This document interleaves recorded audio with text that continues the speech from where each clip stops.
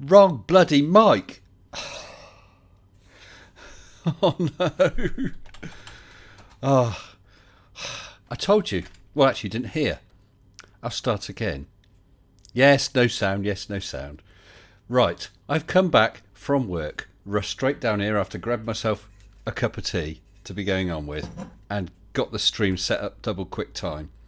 And then I proudly announced how I got everything right, including the sound, and then noticed I had the desktop sound on and not my mic.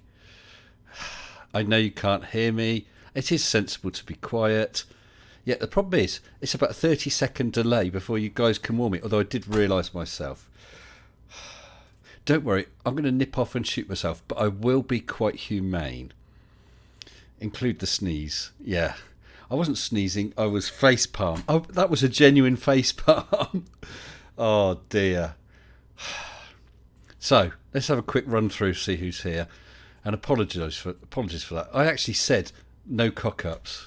Right, scrolling back. We have Clive Wells, Demon Orb, Blue Sir, Crafty Keeler, Blue, Milady. Clive Wells, good evening to you. John Fieldsend, hello. Christopher Bell, John Fieldsend again. And who else we got? Peter Harrington, good evening to you. Scrolling down, I just see Huge Arse and Mohammed Shafiq, welcome again, sir. And Helmut Cock, good evening to you. And who else? Kaiser Cube, Christopher Bell, trying to catch up. Devin Shift. Beg your pardon, Devin Schiff. That's a new name.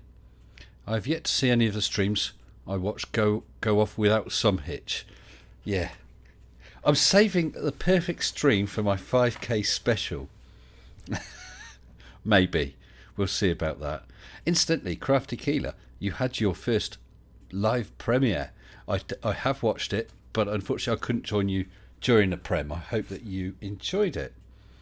It's something different, isn't it? It brings a whole new feel to releasing a video, which is exciting enough as it is. Eric Hare, Irish Dublin Girl. Why are you laughing at rock and roll? And Aniceto Maldonado. Hair and makeup. This sort of thing takes time, you know. I just realised I'm actually not hearing a word I'm saying. Let me just adjust this. I want some mix so I can hear that I'm speaking. I normally can get something. I can see that I am, but nothing's coming through to me. There we go. I can just about hear myself. That's what I want. Time Lord, hello, good evening. And Steve Green. Hopefully I'm nearly caught up. There's quite a bunch of you. This is very nice. Oh yeah, get all the audio checks. I know. A 9 o'clock hero. Hello as always, sir. Well, I'm glad you had good fun, Crafty. Let me do another adjustment on this. And Jeff P sends greetings to fellow isolates. Eric Hare would love my sensible opinion on his own Shannon and his own channel. I know you can hear me, Dennis. It's great, isn't it? It's much better than all the silent stuff. So tonight, it's going to be a bit of a mixed bag. As I said, I just got back from work, finishing 10:15, dashing home. Oh, did I see Colon in here? I saw someone mention Colon, but I didn't see your name, C. Can't see you. And Stringer News 1. I'm the only YouTuber with a dresser. Yeah. If only. Actually, I have got a dresser. It's Mrs. Sensible. If she wants me to wear something in particular, she puts it to the top of the drawer. Because she knows I pull out a drawer, take whatever the hell's on top. That's as far as my fashion choices go, I'm afraid. So, looking a bit pale. Bleach supposed to be taken internally. I don't know, we'll come back to that. Something I was going to say. Right, so topic tonight. Let me pop it over. Gifts, goats, and other animals. That's right, we're going to cover a couple. Oh, hello, Colon. Good to see you there, pal. I see you in the live waiting room as well. Thank you. Sorry. As you might have guessed, as usual, bit of a cock up. Well, I've got a bit of an excuse. It's all very much a rush job. I think it's 20 minutes from, or 25 minutes from arriving home to going live, which I don't think is too bad, really, especially with a bit of bits and pieces to set up. 400 grit sandpaper beats washing and shaving. Yeah, but you get a bit, what's the word? Raw. Yeah, so gifts, goats and other animals. How many people we got? We got 57 people in here already. So, and I know Keela is in here as we speak. I'm just going to check one other thing out. If you just bear with me, un momento. Okay. Right. Crafty Keela asked myself and Conspiracy Cats very kindly to each name one of her newborn kid goats. Goat kids. Kids. Children. Little animal goat things.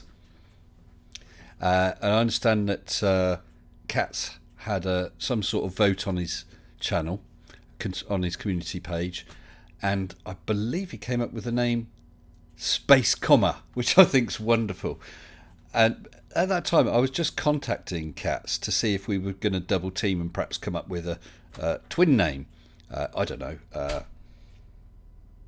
Castor and Pollux, Polaris and Sigma Octantis, something. But he had just posted his poll. So I thought, do you know what, I've got a couple of names I'm keen on. And then I thought of a few others, and I thought I'll put it on a poll as well. And that went up about 3 days ago. Let me just recap. We have Albert, the chap with the wild hair. He scored 16 points. 16%. Isaac, after the Apple guy, only scored 6%. We got Kepler, the Orbits bloke, scored a big 30%.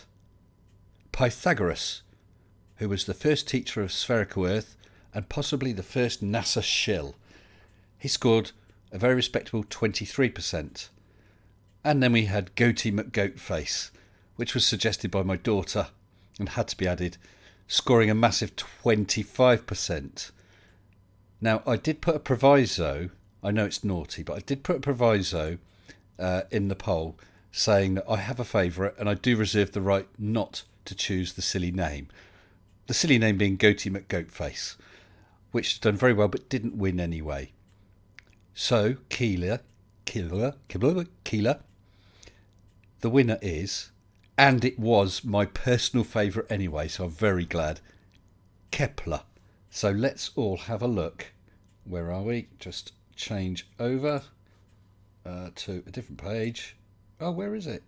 Web page commentary, grab the page. Oh, come on, you're joking me. What's it doing? Let me try and manually grab it. Nearly got it. Here we go. There. Meet Kepler, the first goat ever named by Mr. Sensible and subscribers, patrons and viewers. And he looks great. I've got an even bigger picture of him here. Absolutely beautiful Keela, and I would love to meet him sometime. So he's got a name now. I hope you all like that. I'm sorry, I can't read the chat just while I'm seeing this, because I've got so many screens open. I see it's just popped through. Yeah, Kepler.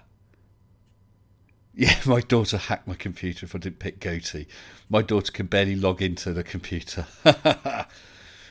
Goats in space. Yeah, Larry, that goat is so deadly cute. I've only once met in real... I met those sort of miniature goats, but I've only ever met a full-size goat as a kid once, about 20 years ago. And it's the most wonderful animal, especially the way their legs fold wrong, so you can pick them up and they're all tucked just right to hold. Absolutely wonderful. So I'm really, really pleased to and thankful, Keela, for giving me that opportunity, naming Kepler. And I hope you're going to keep us up to date with Kepler and how he gets on. You're not going to eat him, are you? I don't know, goat curry? No, that would be terrible. Kepler curry. No, it can't be done, can it? That would be too cruel. So that's wonderful stuff. I'm just waiting for the picture to disappear. We've got a bit of a delay on the screen. Gifts. I have wonderfully received another gift through the post. The last gift I received was that clock up there called Planet Cheese, that's it, by Tiffany Hall, which is a wonderful present. And her boyfriend sent a picture of Arnold the cat, which I've not been able to get up on the wall because I can't get a frame, and I'm really going to have to work out how I can space things because I've got that window behind me, which is always going to be a problem. I'm waffling a bit because I'm just trying to call up an email with some details. Because, yes, I was contacted by a guy a little while ago called Steve. And Steve said that he asked me a couple of questions because he wanted to send me a gift, which was very, very nice of him. In fact, he sent me two. Let me show you the first one. I'm not sure if he's got a business or if this is a hobby, but he does. I'll give his email in a minute. He doesn't have a website, but he's given me his email to pass on to anyone who'd like to contact him about this sort of thing. The first item he gave me was a glass Mr. Sensible fighting stupidity with logic and cheese. And I must say, I don't know if it will, but the etching work on that is absolutely amazing. It's crystal clear. So thank you very, very much for that, Steve. I really appreciate that. I really do. And I have decided what I'm going to do is I'm going to put a little shelf up just below that window for bits and pieces, because I had an earlier glass given to me by someone else whose name escapes me just at the moment, and I've kept it safe down here, and I'd like to see it on display. It's pronounced gift. It's not a gift, it's a gift. Gift. Yes, so he sent me, not Cheesy McCheeseface. I could have did that as well. This one is going to take a bit of a demonstration. What he's also... Oh, blimey, O'Reilly. What he's also sent me is a second gift. Actually, before I show it, let me call up his email and I'll add it. I'll add it to the topic. If you just bear with me one moment again.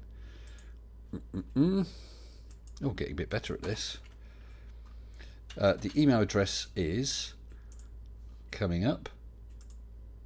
Etched, well, I can't read it now. etchedforyou@gmail.com. etchedforyou@gmail.com. So if you're interested in anything like this glass, etching work on glass, or this other gift which I'm about to show you, you can contact Steve via that email address. Now the other gift. I've seen these before. In fact, my daughter's got one with Lord of the Rings, and it's nice. It is a mug, a coffee mug. It's one of these heat reactive ones. I don't know if you can just about make out the... No, it's not clear enough. You can see that there is an image there. So, here's some hot water I prepared earlier, because this was absolutely amazing. I'm going to move the mic back and try and not spill this all over the keyboard, because this was well, it's stunning, I think. Here we go. Well, it's nice and hot anyway, which is a good start. It does react quite quickly. Oh, sorry. Look at that. Full colour. Absolutely amazing. But it's not just a picture on the side, it's a full wraparound image. Mr. Sensible fighting stupidity with logic and cheese. I'll try and move it a bit closer, but the graphic on this is absolutely crystal clear. I've never seen one of these heat resistant mugs with a total wraparound image like this one, and so clear. Steve is absolutely amazing. I love it. Absolutely love it. I'm going to have to be careful I don't spill boiling water all over myself now. Just move it carefully out the way. In fact, I might put it on the floor or around the corner out the way. 1 second, because I don't want to either damage my computer or anything else. Cheers, Steve. There we go. So please feel free to contact Steve at etchedforyou@gmail.com. That's a top job, man. I really, really appreciate it. Yeah, Keela, it is cool. Not as not as good as the one with the naked ladies. Do you remember those pens? You get a pen with a picture of a lady in a bikini, and you turn it up the way, and a bikini would slide down. I remember one of those when I was a kid. Oh yeah, IO 504. It does work really well. The speed that colours up is phenomenal. And as I said, it's not just. Usually a graphic on a mug is I don't know how the resolution isn't that brilliant, but that's pin sharp. It's stunning. I could not believe it. And Minnie Sensible and Mrs. Sensible both were gobsmacked by it as well. Sorcerer, yeah, it be magic. It be magic. And in a while it'll get cold and there'll be more magic and it disappear. It disappear like the sun behind the horizon. Yeah, it is an awesome. Oh, hi, Chris. Chris, hey, how's it going? Chris Lewis 187. No, I don't want to get this wrong. You are the same Chris, aren't you? I know you emailed me. It's Chris who did the songs that I mirrored one and gave a link to the other. Tiffany Hall. It's not CGI. It isn't. It's real cup with real hot water in it. And I see that I've got. Oh, this is going to be good. You know, I said I had a crash and had to reboot. That's great. What happened is OBS locked up literally 1 minute before I was due to go live. Had to reboot. It's come back up again. It's behaving almost okay, but the super chats aren't saying, so I'm going to have to read it off the chat. So super chat. Oh wow, a super chat for £5 from Second Best Bob, saying, "Hey Mr. Sensible, thanks for your sensibleness. I'm sadly concerned about the amount of people I know who don't believe the coronavirus is real." Yeah, too right. I hope you saw my video about McDaniel. Was it John McDaniel? The guy who obviously didn't believe in it and thought the lockdown is all some ploy, and ended up being the first person in Marion County, Ohio, who died of it. Very sad. And then I've had a second super chat from Mr. David Oliver for £10. "I'm really excited, Mr. Sensible. I managed to build flickering lighting in my garage and store. I'm building in Minecraft and a car wash, a little glass telephone box, etc." Oh, the lighting is in. I never really got that Minecraft. My daughter used to play it, and I used to badger her into doing things, because you have things like animals spawning, don't you? Making a fire pit and then making animals spawn and then just suddenly get burnt. It's very naughty. But she also used to play The Sims, and I made her fill a house with furniture and set fire to it. Hey, I've got a destructive personality, I know. Right, so where else are we? Scroll back a bit. Yeah, don't put it through dishwasher, Time Lord says. Yet my daughter's one has been through dishwasher endless times, but no, this is not going through a dishwasher. It's living here. So I'll only use it when I want to use it, and I will wash it by hand. I'm not going to let those little toe rags get their hands on it, get their sticky mitts on it, and because in 5 minutes I know what will happen. Yeah, it'll be in the dishwasher, and it will be ruined. And this one, look, considering the quality of it, I can only assume that it'll be a lot more sensitive to the temperature changes and no doubt the caustic chemicals. Talking of caustic chemicals, has anyone injected any in themselves yet? This is the other animals. I spent a while thinking about this. Spent a while thinking about this today, because I don't do politics on my channel. I am a person who loves talking about politics, arguing about politics, discussing politics, but I don't do it on my channel.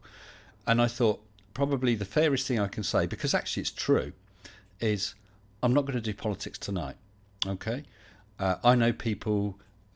I work with a guy who is extreme left wing. I know people who span the whole spectrum of politics. I'm friends and colleagues with all of them. I have no problem with it. And I know people who are on the right end of the spectrum, and that is fine too. Okay? And so you can't read into that anywhere where my personal politics is, so please don't try. Now, Mr. Trump, I actually don't care and know very little about American politics, I have to be honest. With regard to previous presidents, I believe, because I don't have a lot of knowledge, I believe Reagan was Republican. Other than that, I probably couldn't tell you which ones were Republican or Democrat. And again, it doesn't matter. And I don't care. I don't care whether most people agree with the Republican or Democrats. But whichever side you're on, I have to say, I believe Mr. Trump is dangerous, very dangerous. Even if I was a Democrat, I'd be happy to see him replaced with sort of any other Republican, just to get rid of him. Not to get rid of the Republicans, not to stop Republicans pushing and putting their policies through because they were voted in. But Mr. Trump scares the living daylights out of me. A man who thinks you could bomb hurricanes. And a man who has quite openly shown his lack of knowledge, so we be generous, lack of knowledge and understanding, and question whether they're testing UV light and whether they could test disinfectant, perhaps by injection, because it does a good job in the lungs. I mean, we know that when they mention that other medicine, I forgot what it was, some chloroquine or whatever it was, some people saw that as an ingredient on something and took it, a bloke and his wife, and they taken some sort of fish tank cleaner, and I think he died and she ended up hospitalised. People will listen to it, Mr. Trump. People will act on it. They won't spend a long time investigating it. People can die very easily or do serious harm to their bodies. They've got to keep that guy under control. As I said, replace him with another Republican. Republicans won, fair enough. But Mr. Trump, America, I can't see how you can carry on with him. Sorry. And I think that's as political as I'm going to get. I hope you understand. Larry, yeah, I presume them hydroxychloroquine. That's the one, Doug. You're right. Chris Lewis says Trump's trying to break the political system for his own gain. I think that's all Trump does think about is his own gain. Brian says his doctor was upset about foolishness and dangerous ideas of Trump. Yeah. Tiff, don't be ashamed to be an American. You shouldn't be ashamed. You should be proud to be an American. America's an amazing country, a beautiful country. I've only seen a small part of it one time over a sort of 2.5 week period, but I absolutely loved it. And I think Americans have got so much incredible, so many incredible things. They're incredible people, brought so many things to the world. I just think that Mr. Trump, that individual, is a bloody idiot. If there's anyone in here who is a Trump supporter, please do not take this as a personal attack on you in any way, shape or form. Okay? As I said, I don't do politics on the channel, so I apologise in advance if anyone has been upset or offended by anything, because I mean absolutely none. I did hear there was a super chat. They're still not appearing in my feed, so I scrolled back. I've just seen a super chat from Mr. Larry XK, one of my patrons, for $20 US, saying nothing. Thank you very much for that, Larry. It's very, very much appreciated. Well, that got serious quick, didn't it? Wow. I know people can get very heated about politics, and I can understand it, because politics is a major part of your life. It's what controls or makes all our laws. That affects all our lives, so it's a very important subject. Brian says the VP believes the Bible is 100% accurate. Okay. Kurbatage just heard the whole chloroquine thing on David Pacman. Yeah, they stopped talking about it. I presume everyone noticed that on Trump's latest, well, I say latest, he may have done another one, on his briefing yesterday.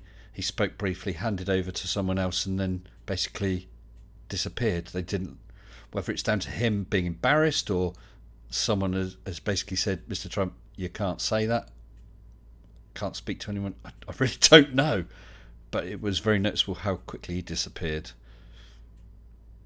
Well, Brian, good to hear what non-Americans see. Trump won't step up to our needs, emergency or otherwise. And Time Lord says US is a lovely country and people. Yeah, I tell you what, the time I was there, I was in Phoenix, and obviously the gun culture is a totally different culture from that which we have in the UK, and I'm going to make zero comment about that. I'm not, other than to say I'm not pro and I'm not anti-gun. Okay, but yeah, so I was in Phoenix for 2.5 weeks. That's one city, and there were several murders, including a drive-by shooting where someone just sprayed bullets over some buildings. But I'll tell you what, I felt totally safe. Every single person I met, whether they were people who were providing a service, like the hotel staff or in shops, or people I just bumped into, every single person was incredibly friendly and polite, and I would love to go back again. Mike 71 says anyone takes medical advice from a politician, not a doctor, is an idiot. I think that's very right, Mike. I was having a delve in to a flat Earth forum today, and there's a guy on there. He previously made a claim that cancer is trivial to cure cancer. I can't remember what his cure was for that, but his latest thing is spreading some report from someone who is supposedly a doctor saying vitamin C cures COVID. One report by one person who is claiming to be a doctor. That's dangerous. That's dangerous. I mean, if I saw something like that, then I think I might ask my doctor. That would be the sensible thing to do, to see what my doctor said. But before I did that, I would actually do some proper research. I wouldn't just listen to what some twat waffle on some wobbly website said would cure me. Because early on in the COVID thing, I saw this thing about hair dryers. I don't know how many of you have come across that, saying that heat kills these viruses. That's why you only get flu in the winter. And so they're actually advocating blowing a hairdryer up your nose and breathing it in to heat your nasal passages, because that would cure it. Where do they get these people from? Mr. David Oliver, thank you very much. David has just super chatted £10 saying, it doesn't matter what country you come from, what colour your skin is, what your beliefs are, we are all human and shouldn't judge a book by its cover. Absolutely right, Stephen. Sorry, David. Where did I get Stephen from? Sorry, beg your pardon. Absolutely right, David. It is very easy to judge people, isn't it? I'm as guilty of that as the next person, although I really try to put any preconceptions aside. But it can be tough at times, can't it? It can. I know who else does that. Chris Cuomo's wife. What is she in one of these? Is she peddling some sort of cure then? I don't know anything about Cuomo. Oh, that's the New York mayor, isn't it? I don't know anything about his wife. Not heard of her at all. Stringer News says Phoenix is a lovely place if you're white. If you're not, you quickly find out they're not so friendly to people of colour. Well, Stringer, sorry, I have no idea. I know that there are places like that in the States. Obviously, I can only speak as to what I found with regard to the area that I was in. If I'm not doubting you at all, and if that's the case, that's really sad and really terrible. Who cares what colour someone is? Who cares if someone is bi, transsexual, gay, whatever? It makes no odds to anyone else. I mean, you guys all know I'm married, but if I hadn't said that, would it matter? If it turned out that I was a guy living with a guy, or even nowadays married to a guy, it makes no odds at all. So why should I care what my neighbour thinks, or one of you is? It makes no odds at all. Mohammed Shafiq's Kate Smimarani, the toxic nurse. Oh yes, some sort of natural cure she's pushing, I think, isn't she? Mr. Otto Pants. I like the name. Good evening to you. Mr. Otto Pants says Cuomo's wife is doing some woo shit. Well, again, I've not heard a single thing about. I had no idea he's even married, so I can't comment on that. O runs Healing Crystal Snake Oil Salesman website and advertises vitamin C and bleach baths. One of the funny things I did, or two funny things I read about this whole thing. Someone said, "I've tried the bleach. Can we have it in a flavour other than lemon, please?" And someone else said that Mr. Trump should be imbleached, which I thought was really clever. Mr. Andrat says there's definite divisions by colour in the US. I'm sure that there are. Whether that's more north-south thing, I don't know. As I said, I've only been to the States once, to one area of one city, although I did a bit of a tour around. So I'm in absolutely no place to judge. I know there are things like, was it New Orleans where Katrina hit? That I know that hit the black community particularly hard, I think, didn't it? Because that was it, because it was all the business of support services not, or was it FEMA not being brought in? I'm not sure. And a lot of people being left in the lurch about that. Well, Jeff says my accent doesn't matter either. Well, that's true, but I'm very fortunate I don't have an accent, not like that creaky blinder. Boyo. Isn't it, wasn't it? Kaiser Cube says, as a Trump supporter, even I find that funny. Oh, Time Lord says, I'm very British in my live and let live attitude. Well done. Well, Time, thank you for that. I appreciate that. But I would have to say, there's racism here. There is hate of people of different sexualities. I appreciate it, and it's very kind of you to sort of say that's a British attitude. That's quite complimentary. But we have idiots and fools here as well. We do. Plenty of fools. Look at that Steele bloke and his 5G stuff. Idiot. Oh, Mike Sevens just corrected me. Andrew Cuomo is governor of New York. Chris Cuomo is on CNN. Well, there you go. That shows.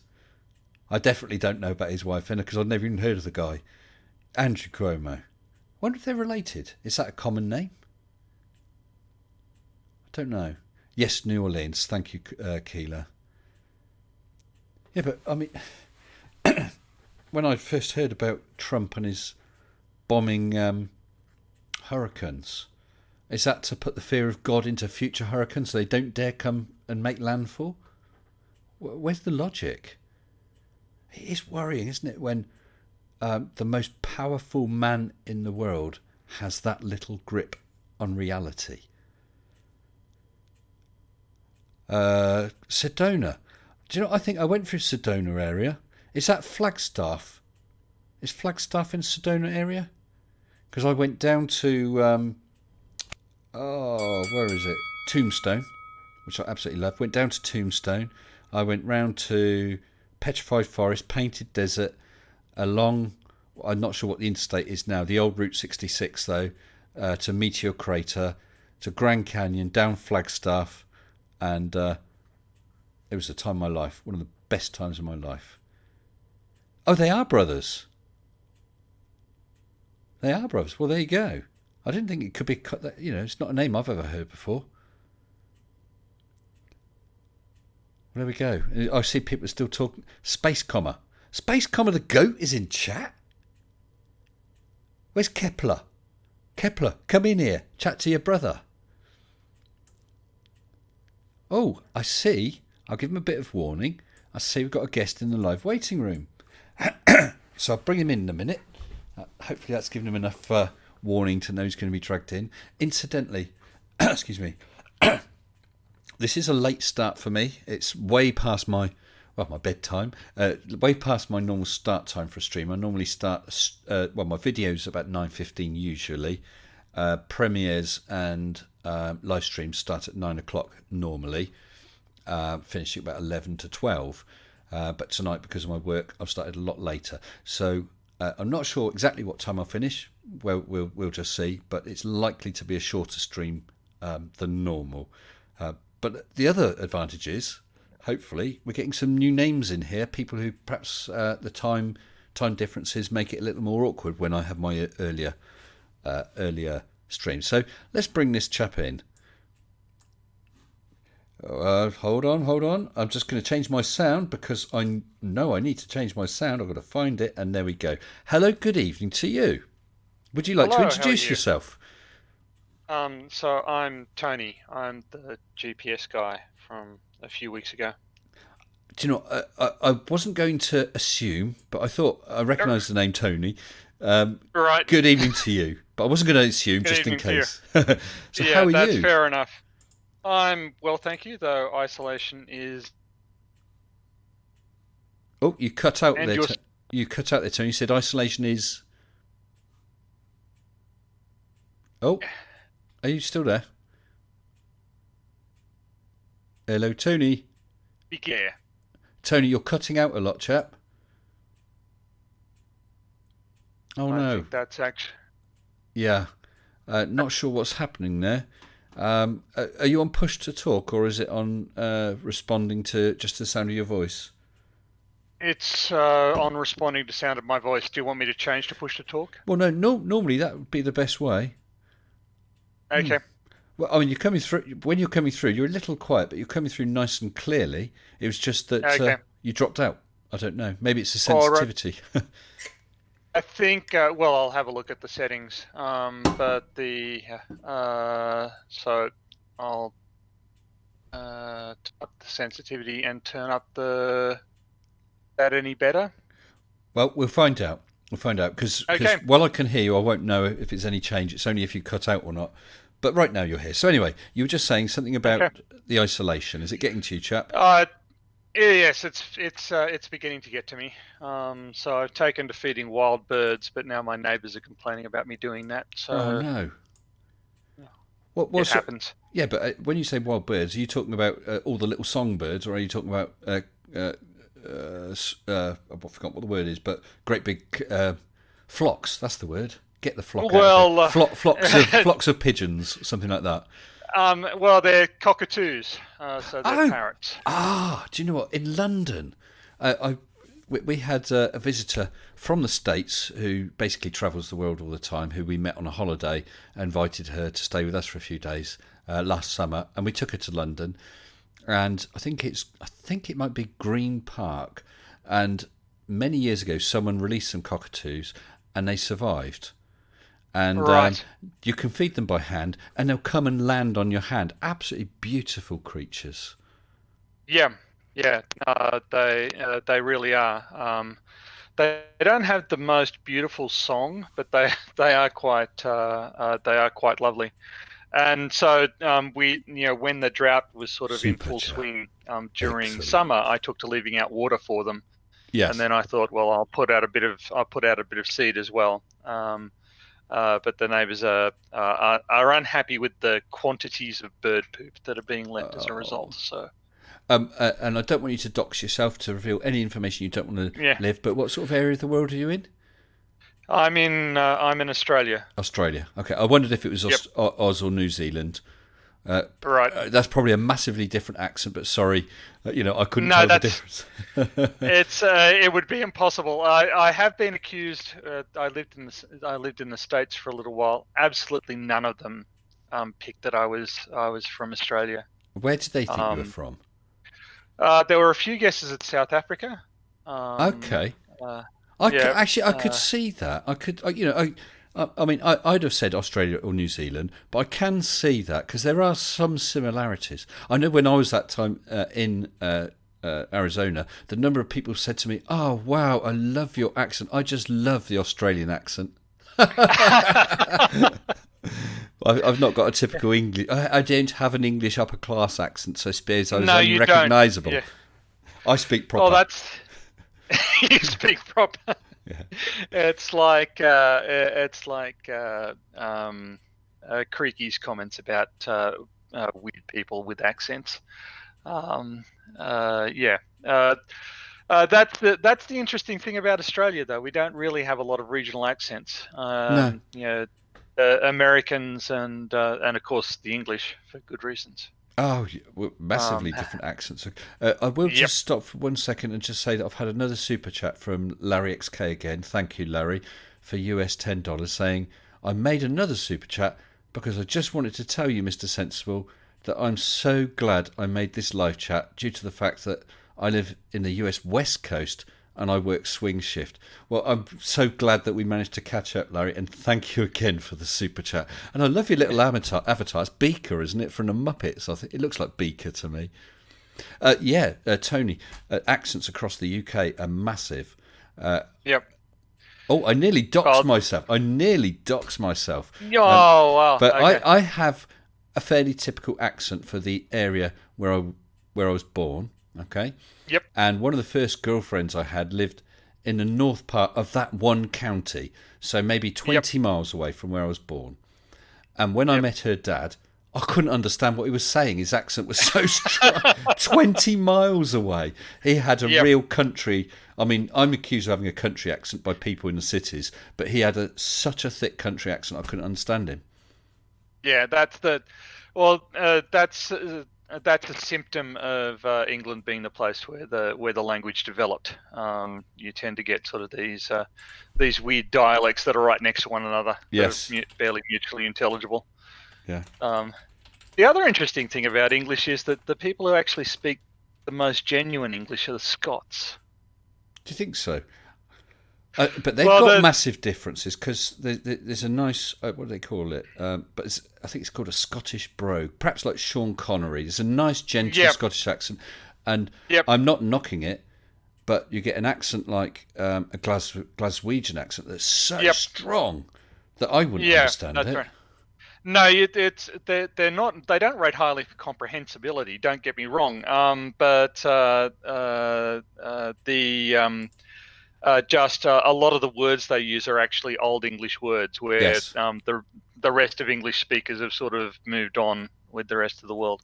well, of course. Kind of like, There's Gaelic up there as well. I'm not sure how much of an effect yeah, that has on the language. well, that's true too. So but it's not like the Americans. I had uh, uh, the Americans still use fall, which the rest of the English speaking world was still using when they left, but then we stopped and they've kept using it. So they'd left. We didn't have the opportunity to tell them. So yeah. Well, I see that someone just subscriber. since we were talking about Carry on, dude. Scottish accents, someone mentioned Dell. And someone else said Dell speaks English. I don't know if you've ever watched it, but you've got to watch him with the captions on. Oh wow, Absolutely hilarious. Oh, at last, Demon Orb says no. So there you go. I got my official new I was girl. actually watching Seek Truth, Speak Truth. He Okay, was yeah. talking about Dell. He was doing a dissection of Dell during the week, and sort of the way. And I have to say, I just couldn't. I couldn't stomach it. It was like he's yeah, sorry, he's got the accent, and that's kind of neat. But there is so much stupid going on there. Stupid. It's difficult to. Yeah. The amount of stupid going on there is incredible, isn't it?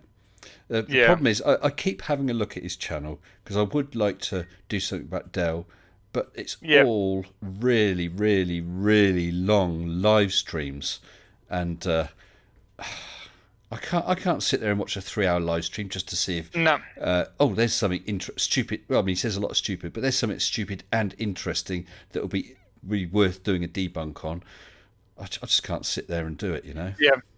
Well, that's Keela was talking about this on her new Crafty Keela, whose Yes. YouTube career Super chat. you catapulted into the Excellent. stratosphere.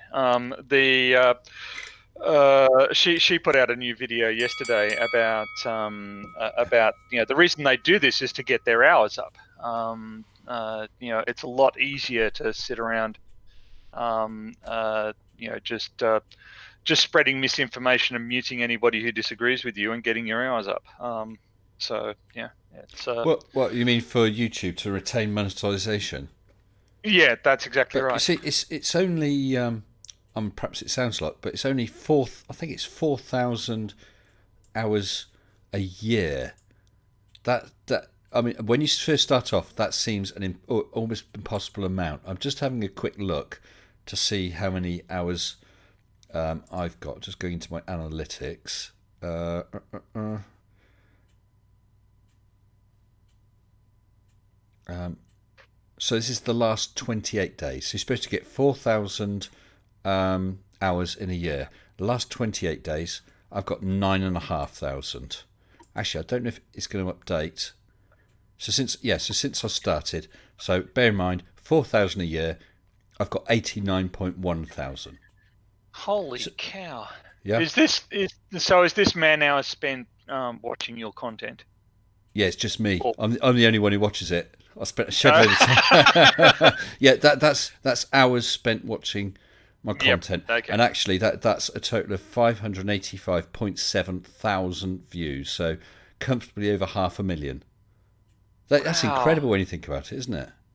Yeah. Well, it is. So you'd think that people like, let's say Anthony Riley, because Mhm.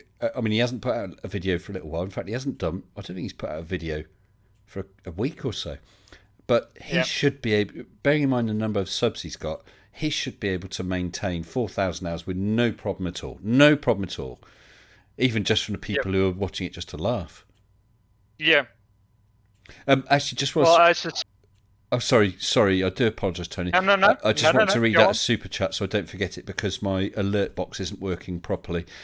Chris, this is $5 US from Mr. Chris Vick is Mr. Victory, saying, "Hey, Mr. Sensible, too many streams tonight, but I am outing myself for future endeavours."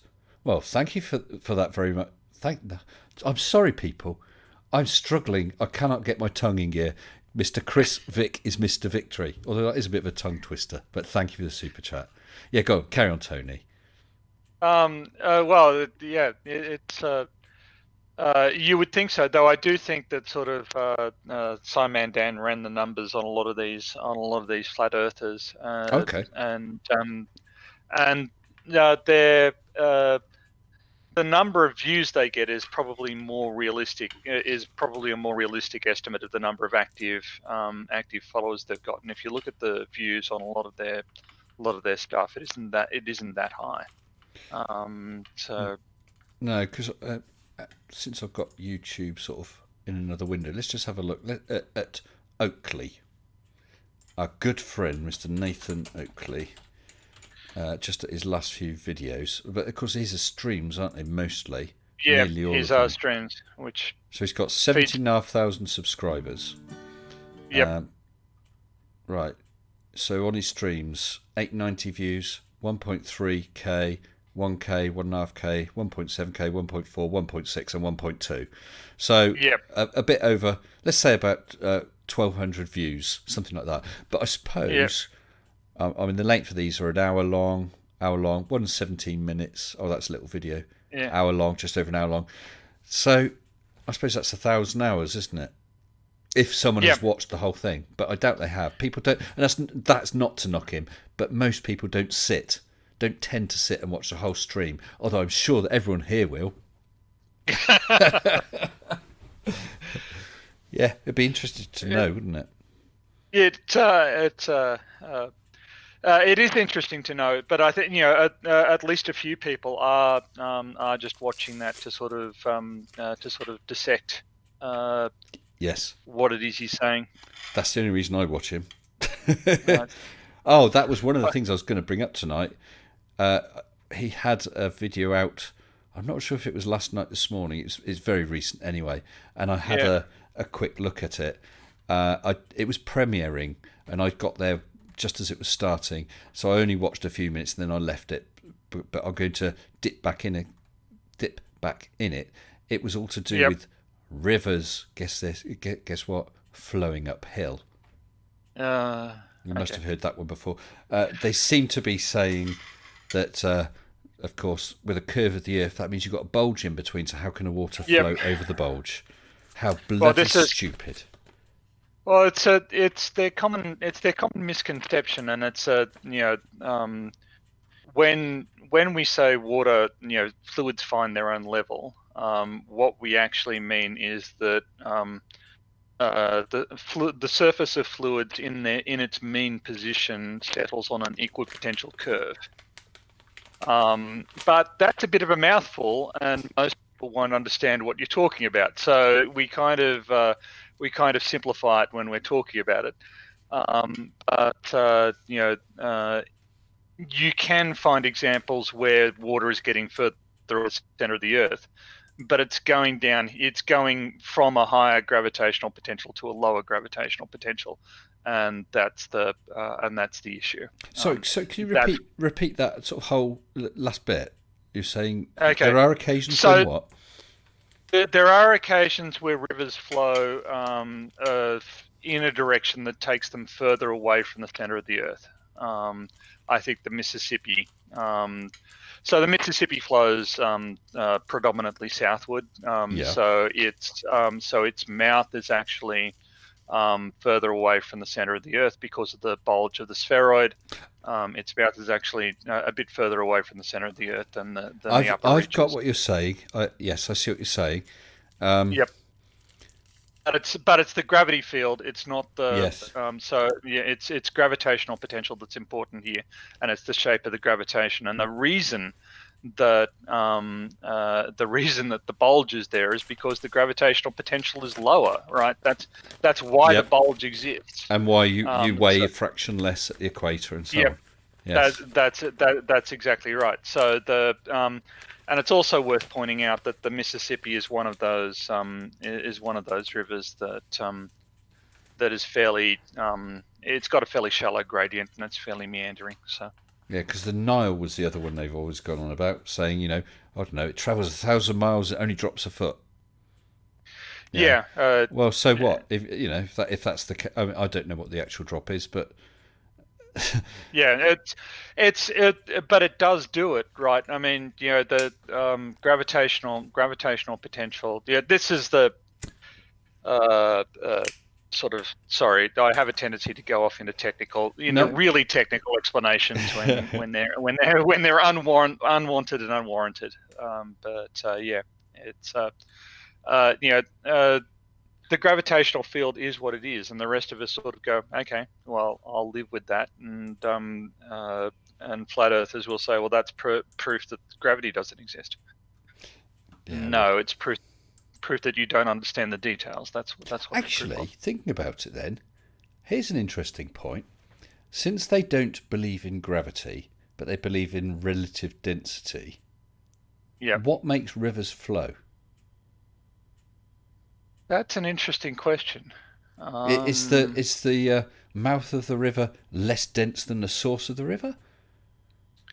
That would be the opposite, I would think. Yeah, No, no. you're quite right. Yeah, well, So the but denser if you goes down. So it goes down towards the less dense. yeah, That'd be so worth asking them, wouldn't it? it would be worth asking because it's a really weird the I can't get over the fact that density just isn't a force. Yeah. It's I'm not not. sure if you saw Blue Marble's interview Uh, with Brian's Logic. um.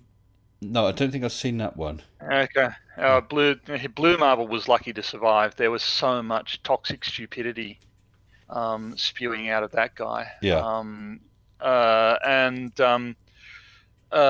he was, Blue Marble was trying to get through Newton's three laws of motion, Okay. and sort of after 20 minutes, they kind of got a consensus that Newton's first law of motion might be valid. Okay. Well, as long as it's all right with them. And as long as it's all right with them, Yeah. that's what counts. And I just realised I'm while sure you're the so first. quiet, I had your volume turned down on you, so I do apologise. That's okay. I'm not going to do a Nathan Oakley.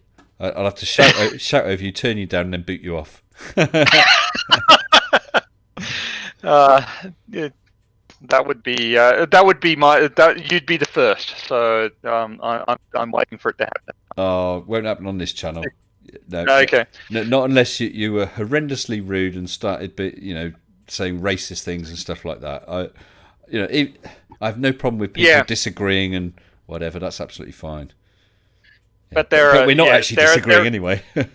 No, we're not. There are, and unlike flat earthers, I don't consider that a challenge as to see what behaviour will provoke that response. Well, if you go on Nathan Oakley's stream, I don't think it would take a lot.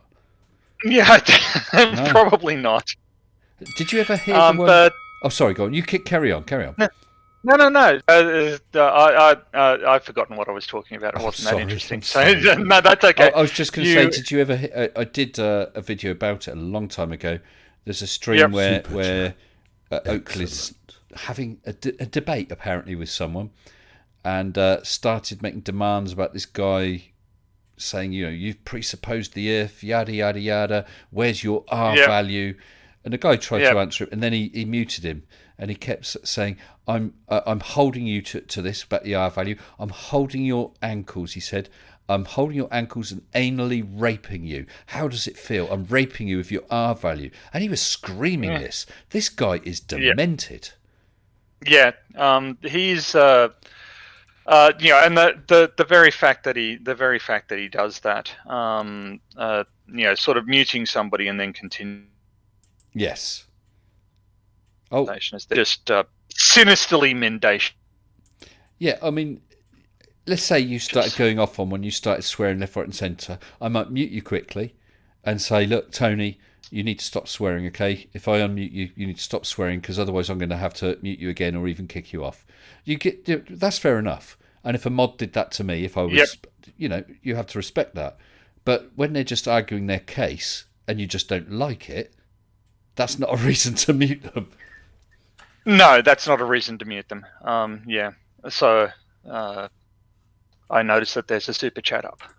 Oh, yes, so there is. From I did see that one, but I was also checking some other stuff. From Mr. David Oliver, again, thank you, David, for £10, saying, yes, I find the gravity map using false colour very interesting, and why the deeper underground we go, the lighter you get, as the mass above you pulls you up. That's quite correct. Yep. So I guess if you could get to the very centre of the Earth, if it was hollow, you'd be floating around. There's nowhere to fall anyway. Yeah, there's nowhere to fall. So it's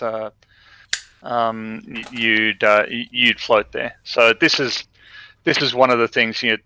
Simon Dan did a video about falling through the Earth, and it's come up in a couple of science fiction films. There'd be a period of weightlessness as you pass through the middle. But it'd be sort of... yes, there was that film, it was only a few years ago, wasn't it? With a lift shaft sort of thing that goes right through the Earth and then they flip the other way round. I remember, what was that called? That's right. Well, there were, that features in the remake of Total Recall. Yes, that'll be it, yep. Which is nothing like the original Total Recall. I enjoyed both films, but very, very different. Different. They are quite different. And, both pretty good. Neither of them perfect, but get your ass to Mars. That's right. Oh, I do love her. Well, I love Arnie. That's why my cat's called Arnie. I did not know that your cat was called Arnie. Yes, he is. He very much is. Arnie. He's been on my channel. You didn't know about Arnold? Right. No, I knew about Arnold. I knew about Arnold. I just didn't know why you'd named him Arnold. Yeah, he was the runt of the litter, and he was stillborn. The vet saved his life with a little oxygen mask, no less. And then I took him home, and I had to keep him up my shirt all night. Keep rubbing him to keep him breathing, and bottle fed him. And we kept him out of the. Well, I think we had, 7 kittens. We kept him, and the other 6 went as 3 pairs of 2, which is nice. But yeah, because he was the runt of the litter, we called him Arnold. That's nice. Oh, so what is your favourite Arnold film? These are important questions. It is. I think whether it's the best film or not, I don't know. But I absolutely adore the Terminator films. Absolutely adore them. Yeah. Terminator 1 and 2 are really, really good. Yeah. Yes. Yeah. Someone's mentioned there's Total Recall. But then there's other films of his which is not really... his normal sort of character. Kindergarten Cop. I know that I laughed a lot when I saw it. I haven't seen it for years. Yeah. Perhaps I cringe watching it now, but I just love him. I know he's not the best actor, but he's a great personality. Yeah, do you remember that film Twins with? Yes, Twins with Danny DeVito. Danny DeVito, and it's that bit he walks past a poster of still Sylvester Stallone as Rambo, and he sort of looks at his own arms, looks at Rambo. Nah, because those two had a bit of a thing against each other, didn't they? A friendly little dig. That's nice. Oh, it's that neatly segues into my favorite, the Arnie film that I enjoy the most, which is Last Action Hero. This was widely reviled, but I just thought it was hilarious. That's the one with the cinema, isn't it? Yes, that's the one with the cinema and the scene in the video store where Sylvester Stallone is the Terminator. They've got the Terminator poster in the video store. This is how old this film was. There were video stores, and Sylvester Stallone is the Terminator. And through that film, he sort of takes the Mickey out of himself quite effectively. And I thought, that says something about him that he did that. So, yeah. And someone has mentioned Predator. Yes, that's another film I like. Hence, at the end on my streams, you see my Predator. Yeah, there's a. It all fits together. It does, doesn't it? Yeah, so you can see I'm a big Arnie fan. So if I had to pick an actor in general, then he's my favourite. As I said, I know he's not the best actor, and he delivers his lines in many ways quite woodenly. But although there's a lot of violence in him, he tends to be a good character. It tends to be, yes. Not always, but it tends to be. Yeah. Well, I have to say, full marks to the NASA script writers who have written your backstory. It's well, I need a good cover story, don't I? You do. It's remarkably consistent and detailed, and you're well versed. You deliver it almost like you were there. It's fantastic. I almost am. A friend of mine. Have you? Oh, sorry. Sorry. I was just going to say, a friend of mine years back popped round to see me, and we were just chatting or whatever. And that evening, there was the Terminator film was going to be on, and he just mentioned. He said, "Oh, my brother's at home. He's going to watch it. He's never seen it before. It's just him." And us being guys, we thought, "Oh yes." Now at that time, I had spiky hair. Okay. All right. So grabbed a leather jacket, and I also had some sort of almost Arnold-style wraparound, really black sunglasses. Right. So we went back to his house. He obviously let us in, snuck up, and his brother was watching it on TV in his bedroom. And I just burst through the door and said, "Hasta la vista, baby." He shat himself. You're a cruel man. I think he was about 15 at the time. Oh, no, that's oh dear, oh dear. That's hilarious. Have you ever heard the conspiracy theory that Australia doesn't exist and everybody from Australia is an actor? I've heard them have a theory that Australia doesn't exist. That's true. Yeah. Whereas, of course, us Brits know it does exist because it's our largest open air prison. Sorry.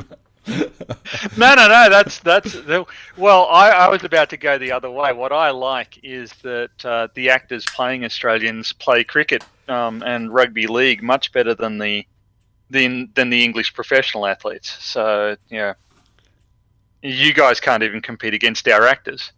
Well, it's just reminded me of something. Hold on. My apologies to the American members of the audience for whom that was completely meaningless. Well, that's good timing, actually. This was something that I'm not going to go into the whys and wherefores, but I actually used recently in my daughter's, my father of the bride's speech at my daughter's wedding.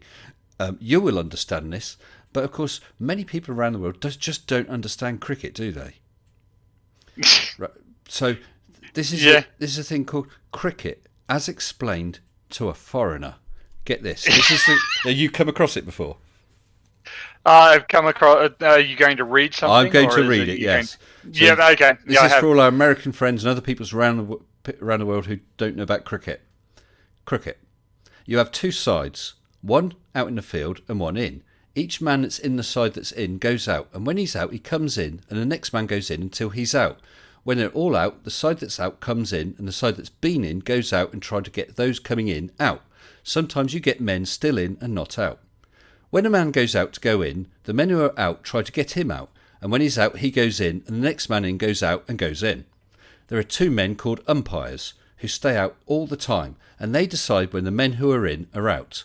When both sides have been in and all the men have been out, and both sides have been out twice after all the men have been in, including those who are not out, that is the end of the game. It's obvious, isn't it, Tony? It is. Yeah, I just don't understand why I don't get it.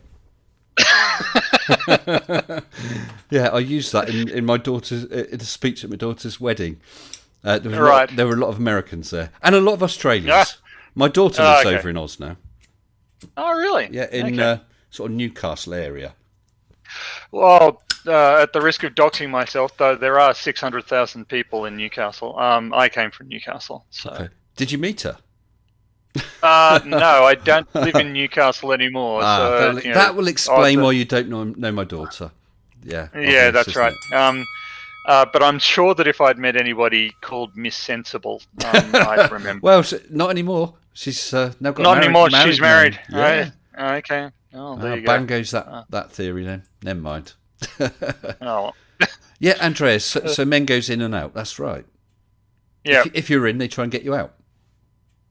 It's kind of like baseball, in a sense, except stuff happens. I don't know if you've ever watched baseball. Stuff happens slowly, as opposed to stuff not happening at all and then happening in violent eruptions, which is what baseball is all about. Well, you say that. If I go back to the States again, one thing I'd like to do is actually go to a baseball game. I mean, I don't know if you've ever watched American football, but back in the 80s here in the UK, Channel 4 started showing it. So I'm just going to... Yep. They started showing it. Up until then, it never really been shown on British TV. And it got to be a bit of a thing. And I got myself a little book to explain the rules so I'd understand it. And I really enjoyed it. And then what they did is, after the Super Bowl was played each year, the two teams in the Super Bowl came and replayed their match over here in the UK. Oh, really? And it was called the American Bowl here. So I actually went and I saw, I think it was the LA Raiders. I'm not sure who the other team was. Yeah. But it took about 4 hours. But I tell you what, it didn't feel like 4 hours. There was so much entertainment going on. Right. Okay. Between downs. And I loved it. Absolutely loved it. Okay, well, that you see, I've always thought that television was the best way to watch American football because they edit out the the sort of boring still bits between the downs. It hadn't occurred to me that there was sort of other entertainment that was meant to fill that space. So if you imagine the whole stadium, they had people in front of the stands in sort of all four quadrants. And perhaps one lot were doing juggling or something, another lot were doing some acrobatics or whatever it was. And then every sort of 15 minutes or whatever, they'd all move round. So you got another set in front of you. It was great stuff. Yep. Absolutely great. Okay. I really recommend it. So I'm going to give a big thumbs up to American football, and I'll look forward to seeing a baseball game because I want to have a proper hot dog at a baseball game. I really do. I have had a hot dog at a baseball game. Oh, well, there you go. Did stuff happen? Remarkably little of it. I have to say, from a cricketing perspective, baseballers have absolutely beautiful throwing actions. Yeah. They just, biometrically, they are perfect. And if you like throwing actions, you can just go and watch a baseball game and it's rhapsodic. But there wasn't much scoring. There wasn't much hitting of balls per se. Which I kind of understand is one of the main points, but yeah. Well, I definitely want to do it. Apparently not vital. Another thing I want to do when I next go to the States, or if I go, I really do want to go. It's shameful, really. Someone actually brought some Twinkies over so I could try those. Bloody horrible things. I do absolutely love. The names escape. What's the dried meat I can't think what it's called. Jerky. Jerky, yeah. Jerky, Absolutely love that. But I want to try corn dog. Corn dog, okay. Yeah. Yep. I know very little about such things, but I do want to try one. We have them in Australia, but they're called Pluto pups. Pluto pups. Never heard of them. Yes. Do they in Australia have lolly cake? Because there's a guy at work from New Zealand, and he brought in lolly cake. I'm unfamiliar with that term. I know what a lolly is and what a cake is, but I've never heard them put together like that. Is a lolly in Oz sweets, confectionery? Yep. Yeah, whereas here That's right. a lolly is you get ice cream, frozen fruit ice cream sort of thing, if you like. Ah, okay. So that's or actually it could be a confectionery, a sweet, a lolly on a stick, a sweet on a stick, basically. But if it's just a sweet, it's just a sweet. It's not a lolly here. Yeah. Yeah. I remember as a kid reading up on the differences between English and English, Australian, and American usage. Gum boots. So we have gum boots, you have Wellingtons, and the Americans have galoshes. Yeah. If you said gum boots, I would know what you meant. But yeah, they call them Wellingtons or wellies here. But galoshes, I thought there's something different. They're the ones that come. I would have said they sort of come up a lot higher up your leg. Not. Is that the same as the full things like fishermen use if they're salmon fishing? They're waders. We call those waders. Yep, that's right. Okay, I'm relying on what I read when I was, when I was in primary school. Perhaps there are some Americans who might be able to define what galoshes are in the chat. Well, let's wait and see. We can both learn something. Rubber boots is Mr. Andrew. Oh, and the Australian news one. Americans have SUVs. Who needs wellies? Who needs wellies? That's a good question. Oh, there's a question for you here, Tony. Is there? Mr. David Oliver's just super chatted £5 and says, "Do Australians drink iced tea?" This is for the guest. Yes, we do. Well, there you go. Now you know something, David. Yes, it was. So iced tea is not something people really drink here. Maybe iced coffee, but not often. Oh, really? Okay. And Doug says what I call waders are waders in the US as well. Knee-high boots. Oh, so galoshes are knee-high boots. Yeah, see, really? Here, wellies, or as you said, gum boots, I would have said a sort of calf length, halfway up between. Just rubber boots. Yeah. It is interesting, isn't it, the way different countries are different? Yeah. So, I mean, there are specific sentences in Australian that are just incomprehensible, I think, to an American. Try one. Okay. See if we can work it out. Well, I got into a prang and dinged my bonnet. You had a car crash and you dented your car bonnet. Yep, that's right. Yeah. See, I was going to say it's more incomprehensible to Americans. Oh, okay. Okay, fair enough. Yeah, because we call a bonnet a bonnet at the front of a car. Yep, that's right. The engine cover. I don't know what they call it in the States. A prang. A hood. A hood. Yes, that's right. Yeah, a prang. We've always used prang. If you think of World War One with the aircraft, all wood and cloth aircraft. Yep. They would prang. They would have a prang. Yeah. Really? If they crashed it, they'd have a prang. Yeah. What was the other word you said? Have a ding. Yeah, we said. Oh, yeah. But that would only be a little dent. If it was totally smashed up, we wouldn't call it a ding. If it was a little dent, we'd call it a ding. You're right. Yeah. Yeah. Well, the one I tried on an American when I was there just to see what they'd say. Yeah. I didn't. I pretended I didn't have any cigarettes, and I asked if I could bum a fag off him. That then took some explaining. Yes, I have to say that sort of the there is one word that's kind of weird. Yeah. That Australians use. We use root a lot. Root with regard to what? Yes. We would use it as in, So that I'm rooting for you, or I'm hoping it succeed. Is that the same sort? no, No. no. So if you say something's rooted, it means it's or to have a root. This is it's. Can I swear on this channel? Because it's a swear word, basically. Yeah. Yeah. Okay, We're not talking gratuitous swearing here. it's basically a synonym for fuck for Australians. Okay. So yeah,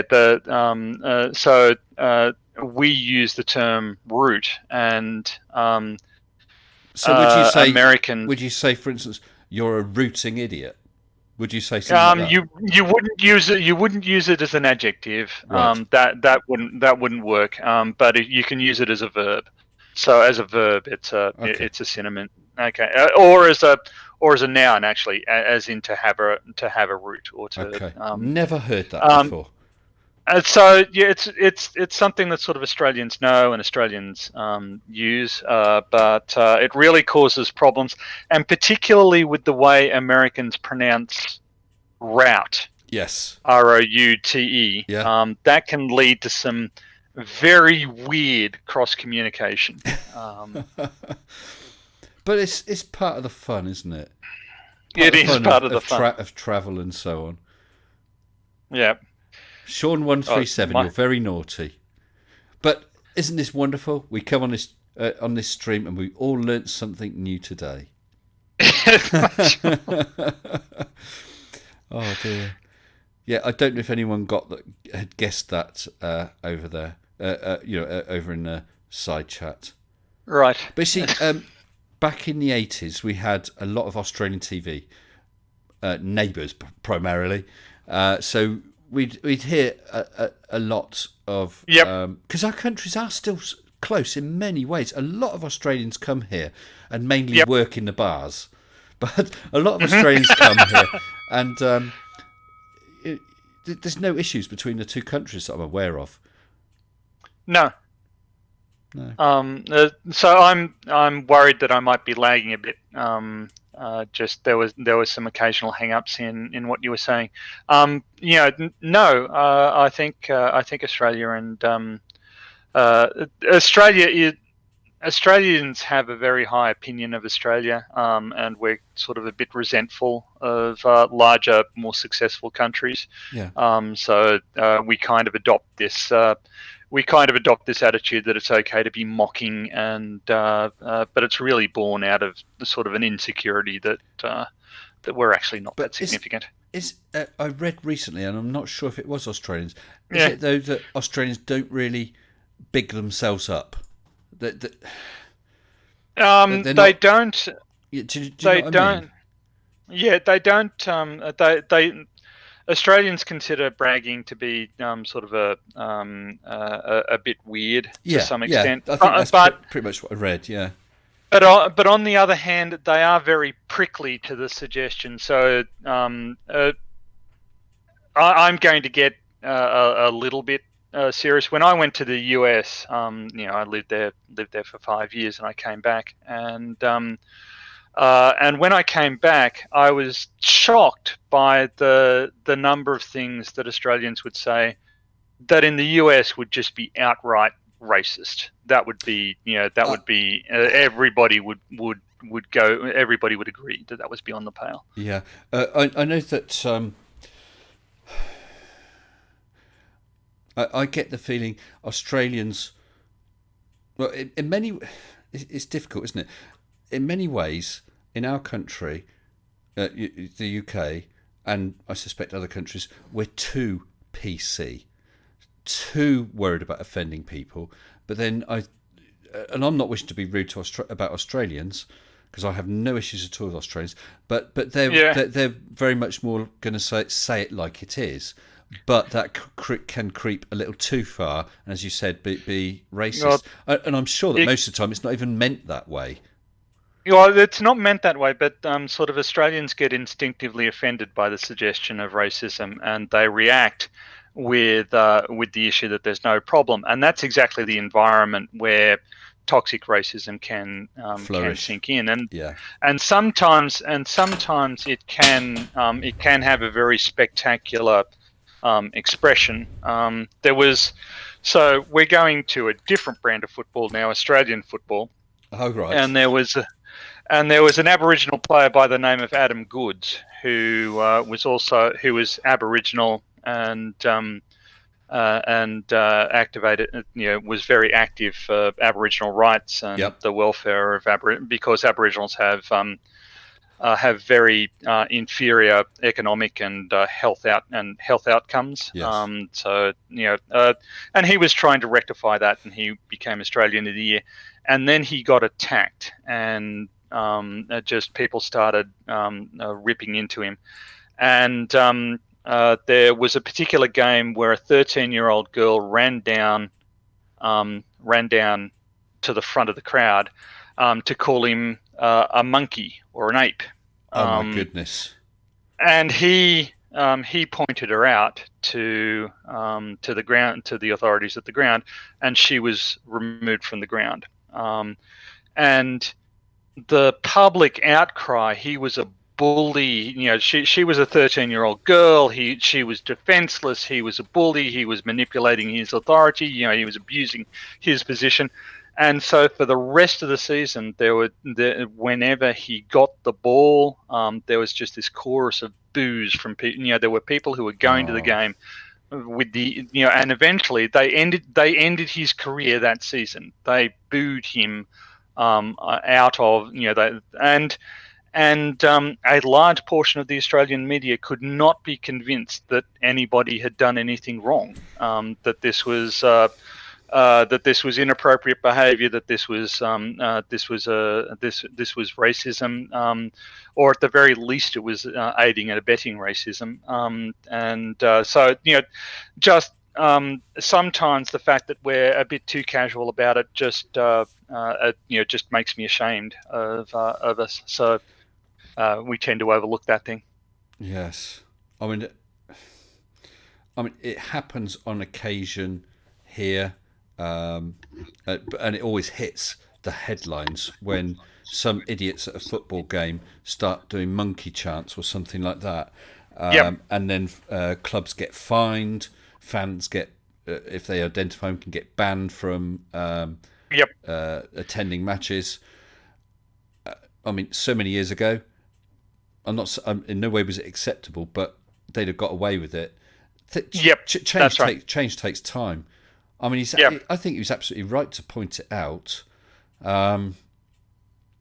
But I suppose you kind of think, okay, she was 13, so how much is her fault, and how much is her parents' fault for bringing her Yep. up that's sort of acceptable? I guess all the people can do is work on it and try and gradually stamp Yeah. something like that out. It's hard though. Yeah. If the main part of your culture thinks that there's nothing wrong with it, it's hard. Yep.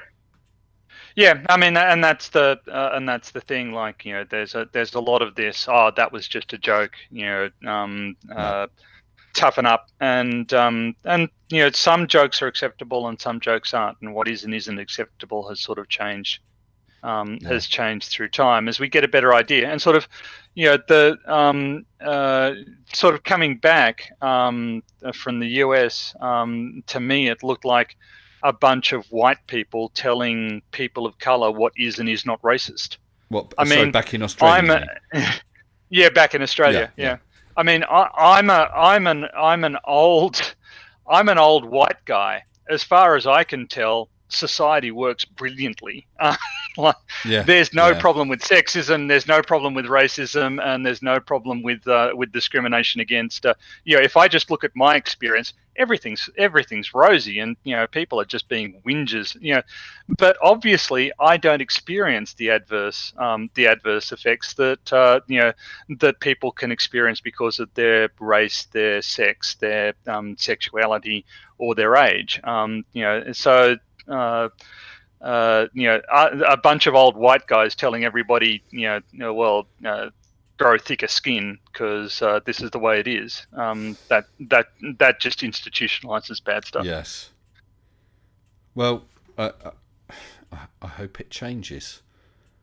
I hope it changes. Yeah. I mean, the way I sort of, I mean, things have changed massively since I was a kid, and the way I sort of think of it myself is if they started, or if the held view was, let's say, people with black hair, there's something wrong with them, they're less clever or something like that. That's Yep. ridiculous. And you Yep. realise, and you put it into terms like that, how can you say that? The colour of their hair doesn't matter, you Yep. know? And it could be that you've got a brother who's got black hair. So do you Yep. think you should look down on your brother? Because you think, well, no, because, my brother, he's a clever guy, he's funny or whatever. And it's that, if you sort of think of it and, translate it from skin and ethnicity to something Yep. that could be across multi-ethnicities, I Yep. don't know, eye colour or height or something like that, Yep. you suddenly realise how ridiculous it is. Yeah, and also how sinister it is. There was an American researcher who travelled around doing workshops where she would discriminate against people with blue eyes, pointing out that that's actually a mutation. There's something wrong with the dye packets in your eye. That's why your eyes are blue, and therefore you don't deserve the rights of other people. And she did this to sort of educate people on how racism works and its impacts. But I have to say, before I went to the US, I had no idea that there was a problem in this regard. I would have reacted in the same way, that people just needed to take it as a joke, that it wasn't serious, that it wasn't harmful. Yeah. Going to the US and actually sort of seeing a more constructive dialogue sort of opened my eyes to mistakes that I had made in Wow. in analysing this. So I think that's amazing to I was like, sit there and say something like that, Tony. And that says a lot about you. Well done, man. I think that's incredible. thank you. But actually, I think you'll like this. There's a couple of posts just come up from Clive Wells. Corona latest. I hear that Australia has raised its alert level from no worries to she'll be all right, mate. There are 2 more escalation levels which remain. Crikey, I think we need to cancel the Barbie this weekend. And the Barbie is cancelled. So far, no situation that's ever warranted the use of the final escalation level. No, not even the. I did. that is quite good. I recall hearing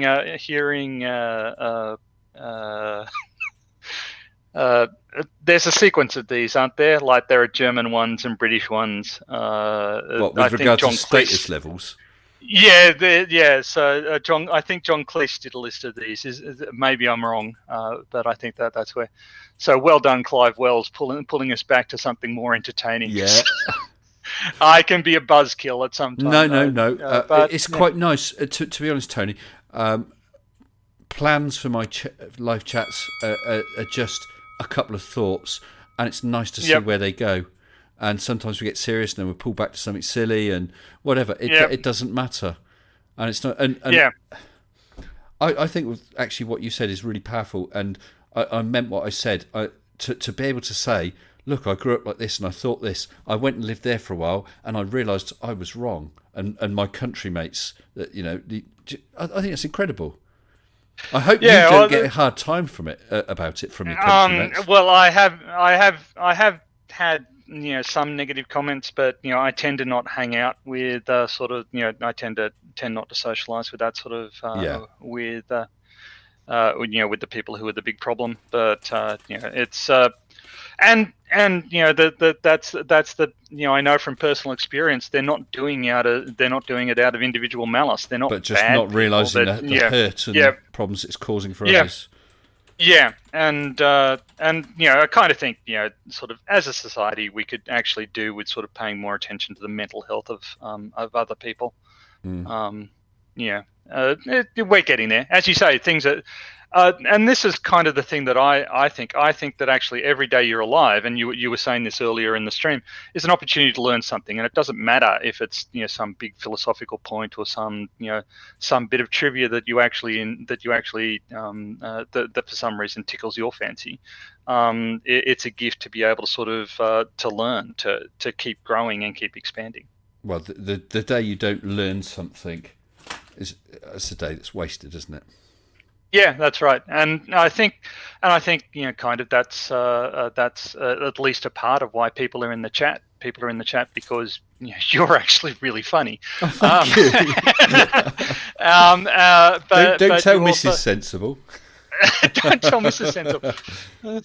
Yeah, she's asleep. Okay. So I had to do my hair and makeup myself tonight. Oh, really? Yeah, Well, you've yeah. done a bang up job. Thank you, Yeah. man. Or thank you, Uh, mate.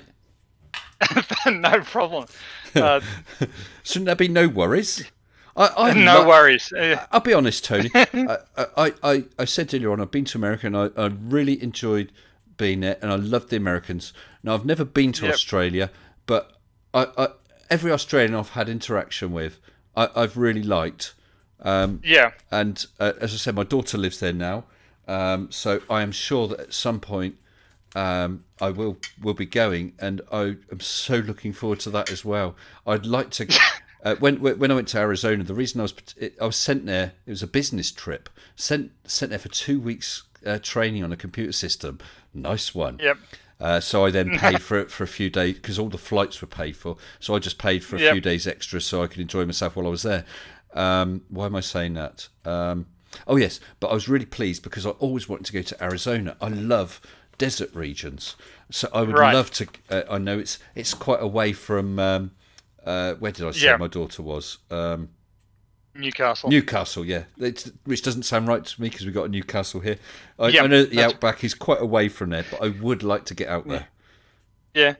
Well, it is funny because growing up in Newcastle, there's a suburb of Newcastle called Wall's End, and I go, and as a child, I never understood why have we got a suburb called Wall's End? Doesn't make any sense whatsoever. And then Yeah. I went to Newcastle on Tyne.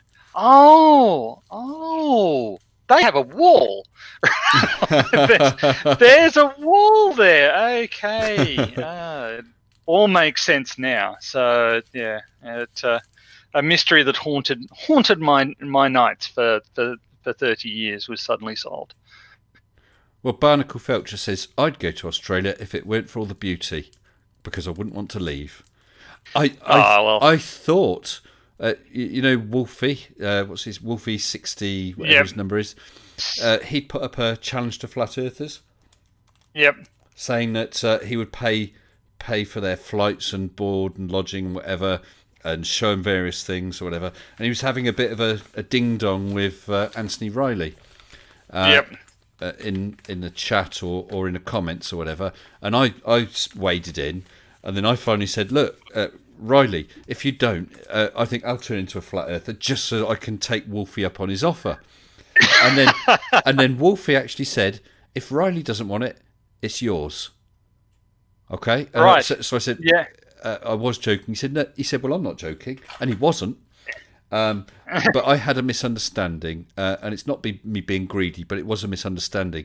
When he'd done that offer to someone else and actually did fly them over and put them up and everything.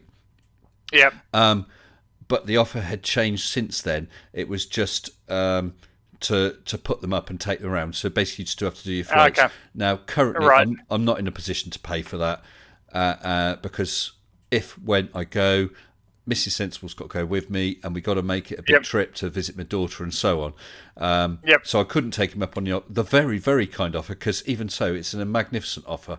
But Riley's an idiot. He didn't take him up on it. Too scared. Yeah. Well, yes. Conspiracy Cats had footage of him saying that gravity isn't a force, which I don't know. I don't know. It goes on a lot about the George Musa thing with fight, but you can think of it as a force. He said, well, you can think of it as a roast chicken. Well, come on. You can, but a force is anything that changes the velocity of an object. So therefore, it acts as a force. So F equals ma. There's clearly a force being applied, and we call it gravity. They call it Steve or droppity or That's density. Right. It doesn't matter what you call it, does it? The fact is, it happens at a pull of 9.8 or acceleration of 9.8 meters per second. Yep, Go that's right. figure. Yes, I don't understand them. Yeah. I think it's all connected, isn't it? Because they have to deny gravity because otherwise, um, well, I mean, it just doesn't fit. I mean, because a flat Earth couldn't work with gravity. What would be generating the gravity? Why doesn't it collapse into a ball? Which it would, because a flat disk would be unstable. Yep. Yeah, it's just requirement upon requirement upon requirement because otherwise their base requirement can't hold true, and so they built up this stack of cards that everyone can see is not a stable stack of cards. Yep. It's just rubbish, piled on rubbish, And piled on rubbish. yeah, it doesn't make the least bit of sense to me. Uh, Brian's logic in his debate with Blue Marble Science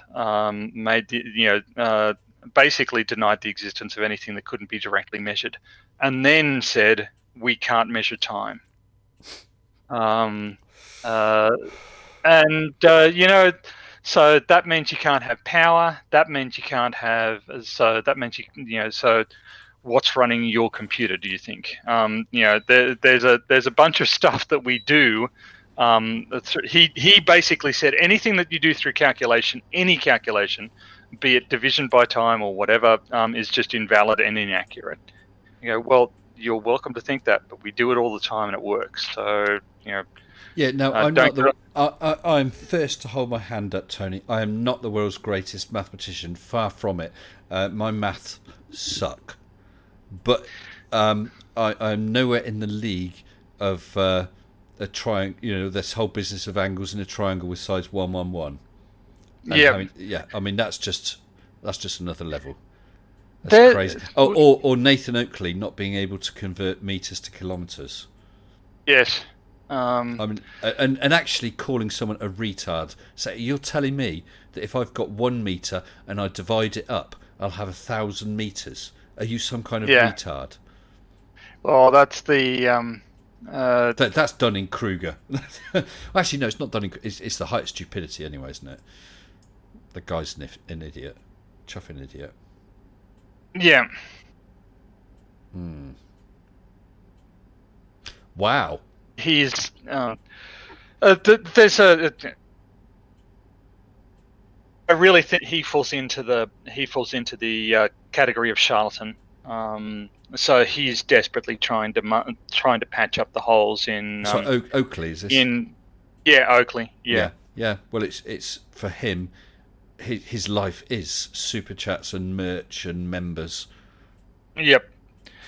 And so I kind of think that he's desperately running around trying to patch the holes in a shoddy intellectual framework, and has When no you say interest intellectual, I presume that's in the very loosest term. Well, it's a framework of some sort, yeah. Yeah, I think it's a case of just spouting various scientific phrases and bamboozling people with big words. Yep. Well, not even with big words. I think that sort of the black swan thing is all about there's only one horizon and it can't loom over itself, which is entirely wordplay.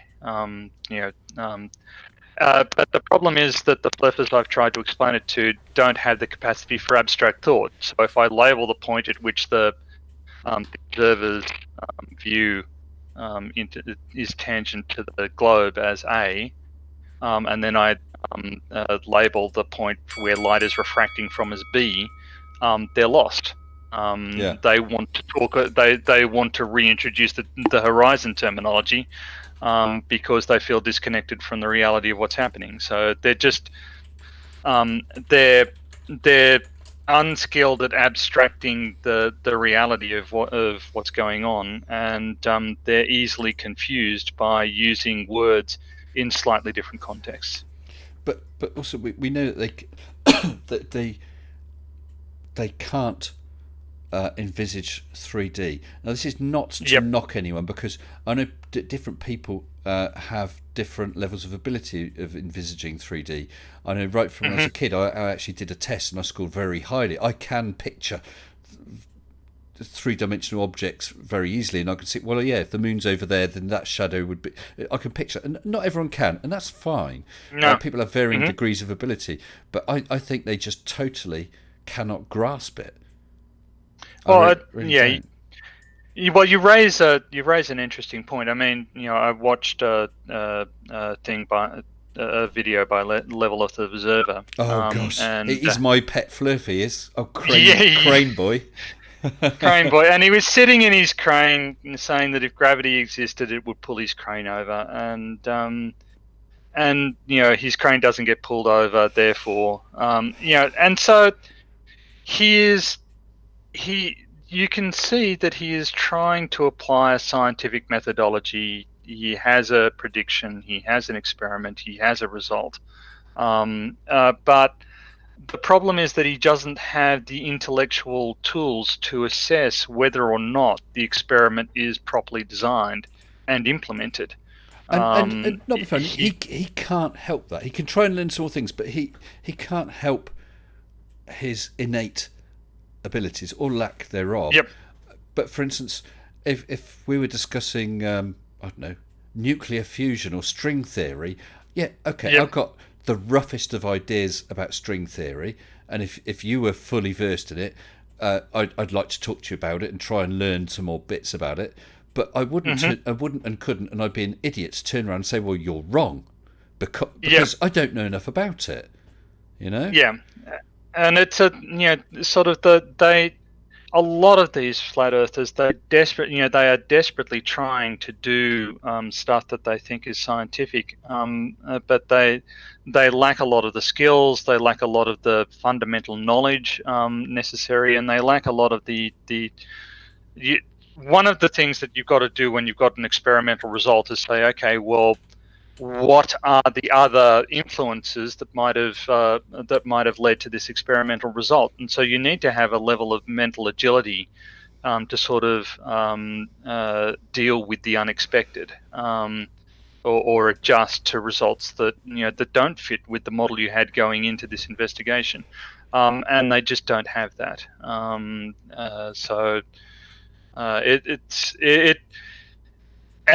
this is everybody wants life to be fair, and the reality is that in some senses life isn't fair. Not everybody can be an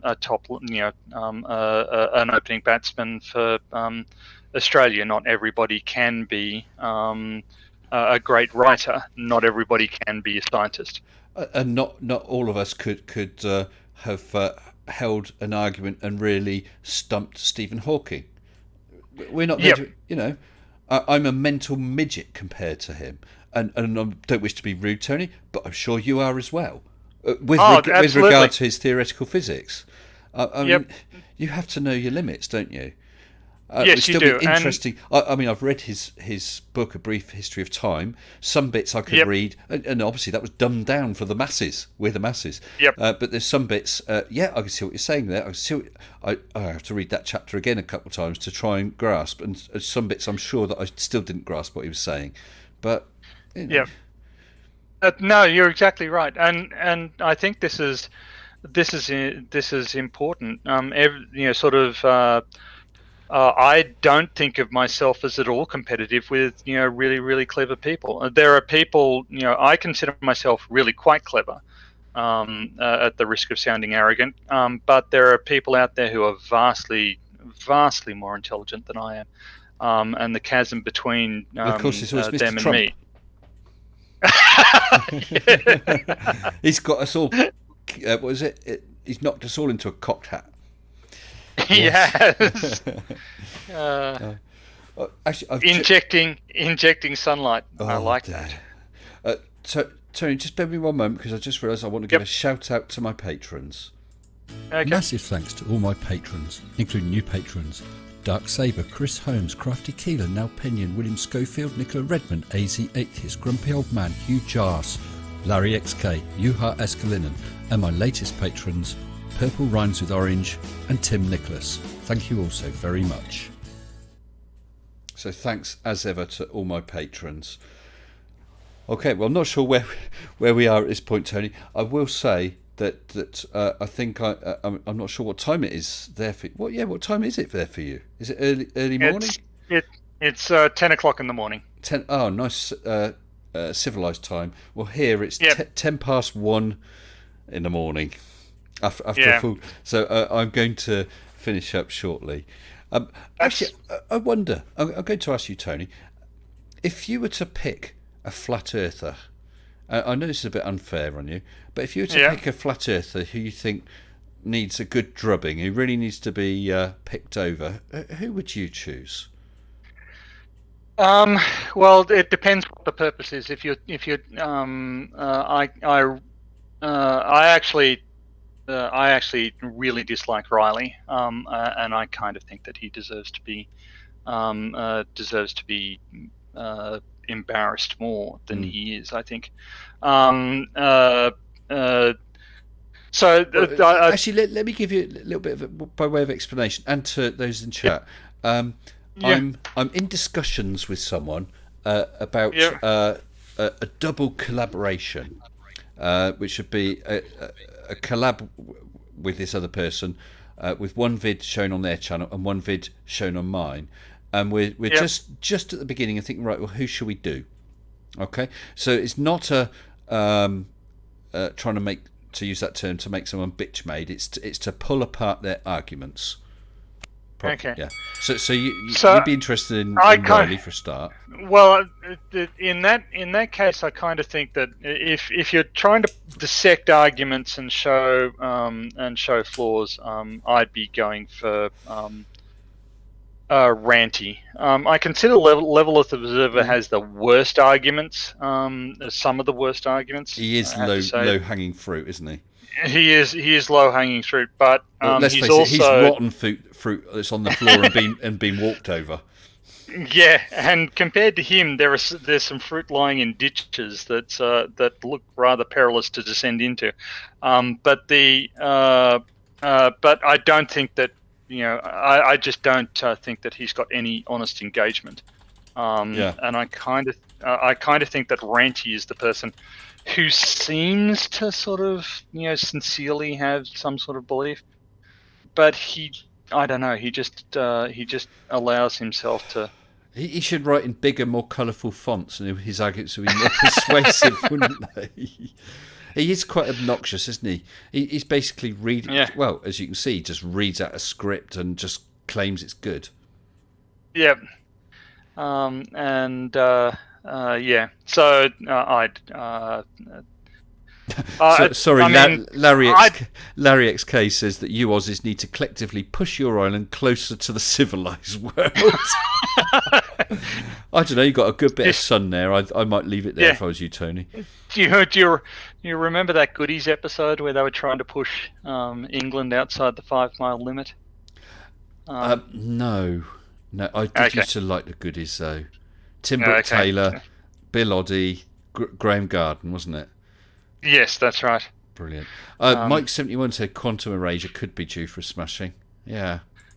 okay, I haven't seen a lot of Quantum Erasers stuff, but yeah. So Riley or QE do seem like. Yes, actually, do yes. seem- I got muddled up there because you were talking about Ranty, weren't you? Yeah. And I was meaning Quantum when with his Right. script. So beg your pardon, that was me. That's okay. Is he the guy who just scrolls through the script with the stuff that's in big red letters? That's the one. Uh, Yeah.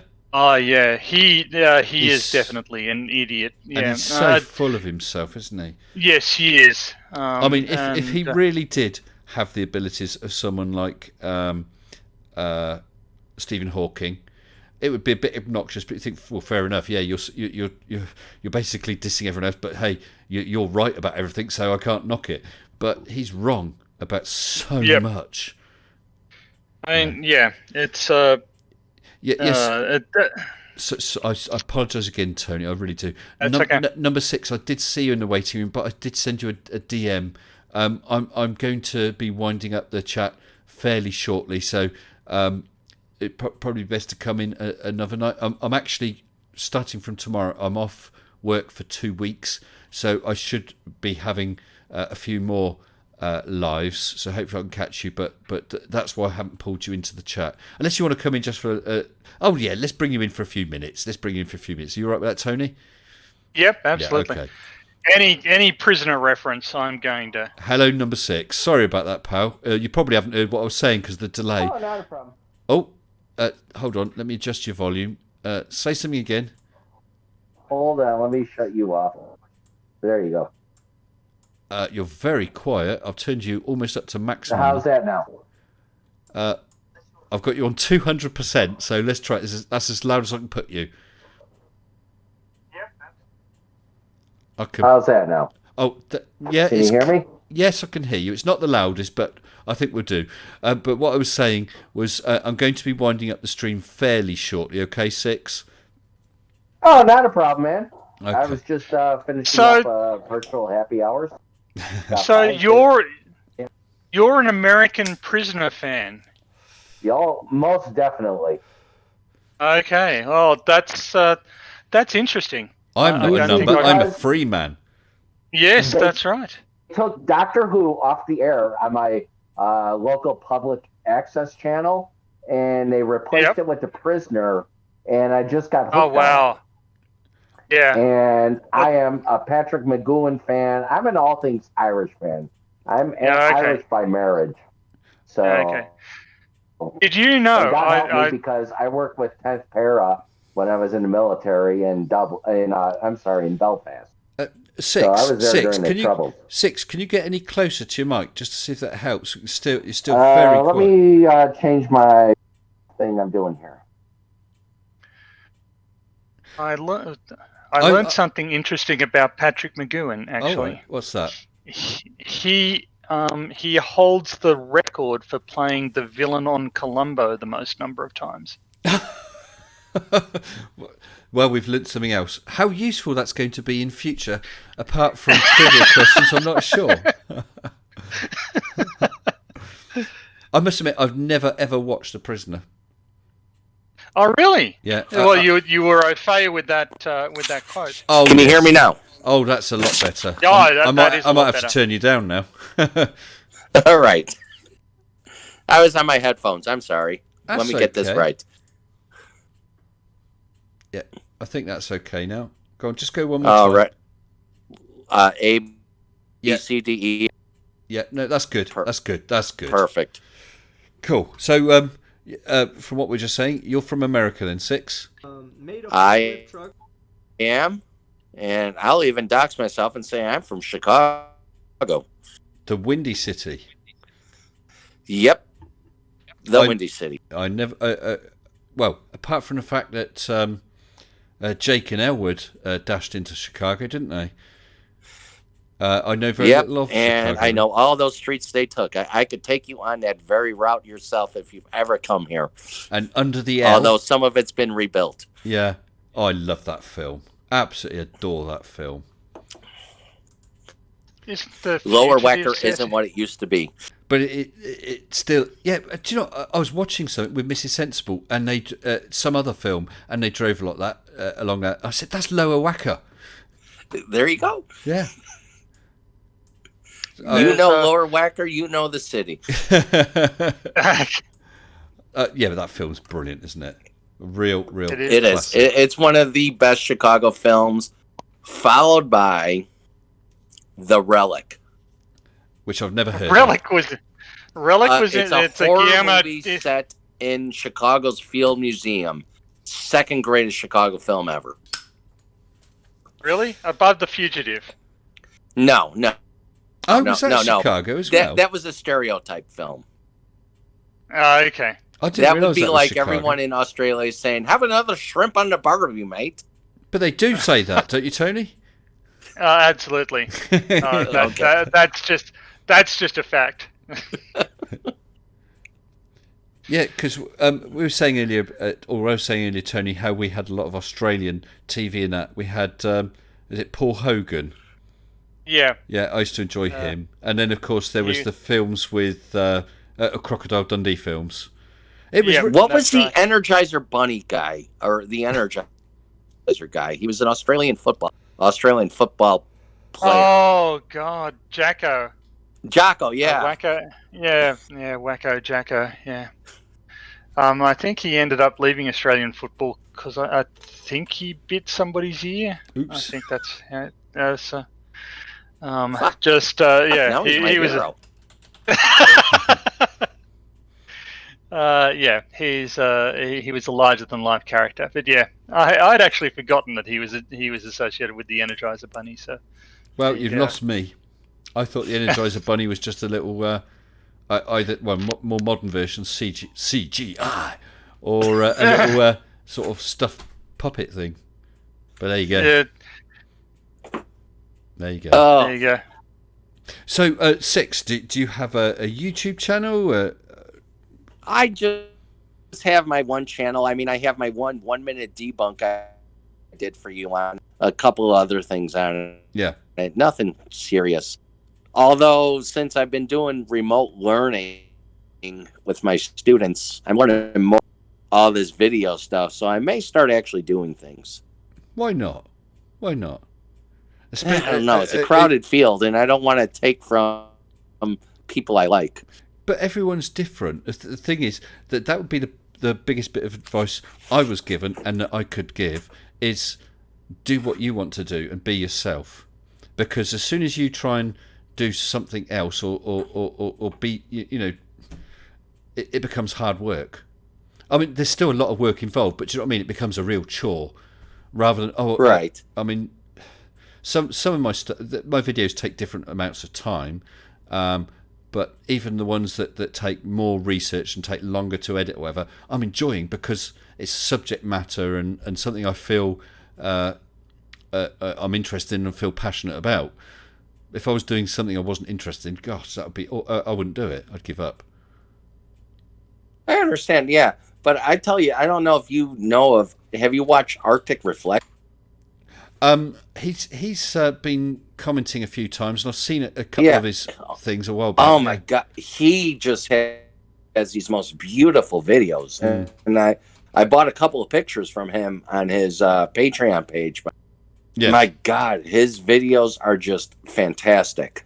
Yeah, is he Norway, someone like that? I think he's in Sweden. And I think he works for the Swedish Armed Forces or something like that, and he's a professional photographer and videographer, but I mean, he just is unbelievably talented. And I know Rider of Dinosaurs has been doing some voiceovers for him since like English is like his fifth language. He's not clear with it. And I even volunteered to. I do apologise for jumping voiceover over for him. Fantastic Chicago actor. Well, I do apologise, number 6. We've got Multi Tom Tom in the chat saying it's a sulky jerk. Multi's there. What's Multi Tom Tom. Now, Multi Tom Tom, I will ask you again. Where is this video you were going to do for me that was undebunkable? You said you would do an undebunkable video. I'm looking forward to it. Please do this video and show that I can't debunk it. Any topic, go. I'm still waiting. That's been a good, 3 months maybe? Certainly more than 2 months. So you know of Multi Tom Tom, do you then, 6? Oh yeah, from Sean Hawkins. I've had my interactions with him. I don't believe I've had the pleasure. Oh well, if you've met him, you still haven't had the pleasure. Actually, Multi Tom Tom, the first video of yours, Multi Tom Tom, that I saw was your one saying that NASA was going to end on a certain date. That Trump, I think it was Trump, was going to close down NASA. Didn't happen, did it, pal? How wrong was that Space prediction? Force. Oh dear. Sigh.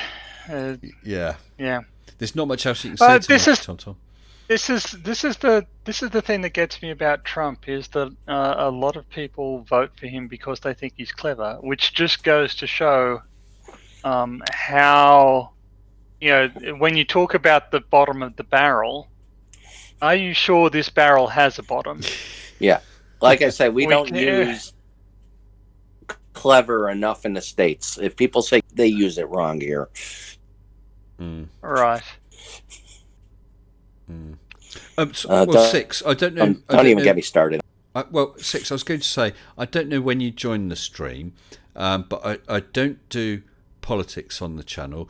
I'm sorry. No. I'm not ticking you off. I'm saying I don't do politics, but I did talk about Trump earlier. So leaving aside totally Republican versus Democrat, leaving that totally. Let's say you got Trump. Do you think Trump, bearing in mind the things he's been saying, if someone had the power, should be removed and replaced with another Republican because Republicans won? But do you think that Trump should be gotten rid of? Oh my fucking God! Yes, yeah. Mike Pence makes more sense than Donald Trump does. Yeah. I would take Mike Pence. Yeah, and that's whether you voted that way or not. He would listen to someone. Yeah, yeah. Trump, I think, is a scary man. Oh my God! Yes, he's like the school bully that all of a sudden became the school principal. But then he was just being sarcastic. It was all a joke. It was. Of course, it wasn't. It's the most ridiculous. I read somewhere today, someone was saying it is just like the school bully who gets caught and then says, well, I was only joking. I didn't mean it. No, you meant it. You weren't joking. I kind of sometimes with this excuse you're kind of better off taking it seriously. So you were being sarcastic. So you decided that the national CVID response briefing was the ideal opportunity to practice your stand-up, did you? Yeah, and not make it clear. This is the point where you thought, I'll just brush up on my comedic chops because this is where it's going to be most appreciated. It's a stupid example, but anyway, it's a stupid excuse for an even stupider act, but yeah. Doesn't make sense on any level, and you can see why he just walked out of his last briefing without saying a word. I wish he would do that more often.